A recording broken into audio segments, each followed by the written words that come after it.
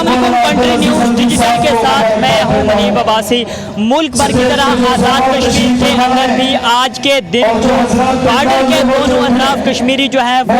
یوم سیاہ کے طور پر منا رہے ہیں۔ آج کے دن 5 اگست 2019 کو بھارت نے آرٹیکل 370 اور 35A کو ختم کر کے مقبوضہ کشمیر کی خصوصی حیثیت کو ختم کرنے کی کوشش کی تھی۔ اس کے بعد آج جو ہے وہ 5 اگست اور آج کے دن کو آزاد کشمیر بھر کے تمام چھوٹے بڑے شہروں میں یوم استقلال کے طور پر منایا جا رہا ہے۔ صبح سے مختلف ریلیوں اور آزاد کشمیر میں مختلف جو ہے وہ بھارت مخالف مظاہرے بھی جو ہے وہ کیے جا رہے ہیں۔ اس وقت سینٹرل پریس کلب کے سامنے موجود ہوں، جہاں پر ایک کانفرنس کا انعقاد کیا گیا ہے، جس میں کافی بڑی تعداد میں جو ہے وہ آزاد کشمیر کے شہری جو ہے وہ موجود ہیں اور آزاد کشمیر کی سیاسی جماعتوں کے قائدین بھی موجود ہیں۔ جموں کشمیر کے مہاجرین کی جانب سے بھی یہ جو کانفرنس ہے اس کا انعقاد کیا گیا ہے۔ کافی بڑی تعداد میں یہاں پر جو ہے وہ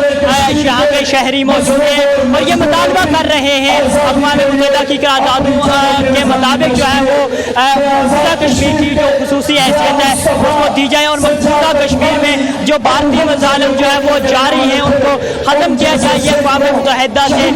یہ اپیل کی جا رہی ہے کہ جو مقبوضہ کشمیر کے اندر جو مظالم جاری ہے ان کو جو ہے وہ ختم کیا جائے اور کشمیر کی جو خصوصی حیثیت ہے اس کو برقرار جو ہے وہ رکھا جائے۔ 5 اگست 2019 کو جس طرح کا ایک اقدام کیا ہے نازی حکومت مودی کی حکومت نے مقبوضہ جموں کشمیر میں جو مسلمان اکثریت تھی اس کو اقلیت میں بدلنے کی کوشش کی گئی، لیکن آپ کو یہ بات میں بتانا چاہوں، آپ سے اٹھا کے تاریخ کو دیکھیں، تاریخ اس بات کی گواہ ہے کہ جہاں پہ بھی ہمیشہ باطل ہے وہاں پہ حق لازمی آتا ہے۔ تو انشاءاللہ وہ دن دور نہیں ہے کہ اس بار بھی اور اس بار بھی کشمیری ایک ہوں گے۔ یہ 5 اگست کشمیریوں کو ہمیشہ یاد دلاتا ہے کہ یہ جو باطل کی لڑائی ہے اس کو ہم نے جیتنا ہے اور اس کے آگے ہم نے جھکنا نہیں ہے بلکہ ڈٹ کے کھڑا ہونا ہے۔ کشمیری ہمیشہ ڈٹ کے کھڑے رہیں اور ڈٹ کے کھڑے رہیں۔ کشمیریوں کے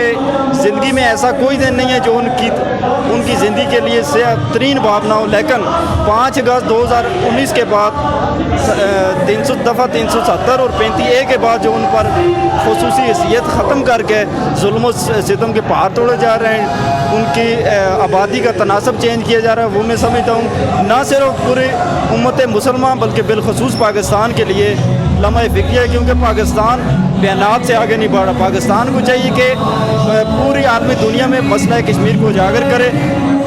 عملی طور پر نہ صرف اقدامات کرے بلکہ کشمیریوں کی زبان بن کر کشمیریوں کو خود، کیونکہ کشمیری خود فریق ہیں، ان کو آگے کرے، ان کی خارجہ پالیسی کے لیے کوشش کرے تاکہ مسئلہ کشمیر جیسے درینہ مسئلہ سے چھٹکارا حاصل کیا جائے۔